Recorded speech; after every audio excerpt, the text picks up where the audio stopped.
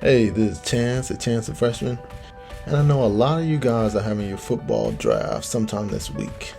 And I wanted to give you guys some tips that has worked well for me in my drafts in the past. So listen, my fellow fantasy footballers, because I have been favored by the football gods.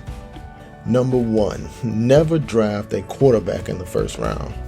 I know so many people that have got burned because they selected Patrick Mahomes first overall. When playing fantasy football, you have to play the numbers. There are plenty of decent quarterbacks, but there are not a lot of running backs. And there are even less running backs that are not in some type of dreaded timeshare. There are also plenty of wide receivers, and if you have the 6th through 12th pick, you can go with the best wide receiver available. Now the tight end position is the worst. There may be like 8 good tight ends in the whole league. So if you choose one of the few big name tight ends, it might work out well for you. Number 2, try to match your wide receiver and quarterback. It'll feel so good when you score a touchdown and you get double points. Now this strategy can backfire, but for the most part, if you choose the right quarterback and wide receiver, you'll be okay.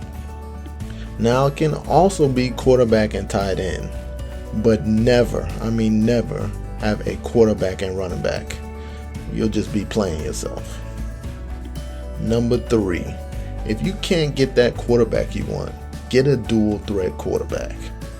If you have a running quarterback, there's always a chance that he can turn a bad game around. I remember having Jalen Hurts last year, and he would have a terrible game throwing the ball. He actually threw like 2 interceptions, but he was running the ball so well and had like 2 touchdowns that it turned out well in the end. Now these days, most quarterbacks got some type of legs on them, so a dual threat quarterback is not hard to find. Number 4, make sure your team is balanced. You don't want to have 2 really good running backs and nothing else.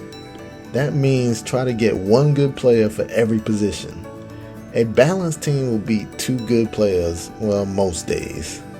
I do remember getting killed by Tyreek Hill when he put up like 50 points on the Buccaneers in like the first half. Number 5, if all fails and you don't get the team that you want, don't panic. The waiver wire is where it's at. It never fails. Every year, some new star is born on the waiver wire. Or some running back or wide receiver gets hurt and the backup becomes the full-time starter. I try to guess who is going to be that next waiver wire star before NFL Network tells everyone who to pick. That's why I watch as many NFL games as I can. Sometimes you can spot that backup who is actually better than a starter. You know they just need a little bit more time and they'll show everyone. The waiver wire is key in most leagues, so always be on the lookout for that hidden star. If you got anything in this video that helped you with your draft, smash that like button and subscribe. And as always, ride safe.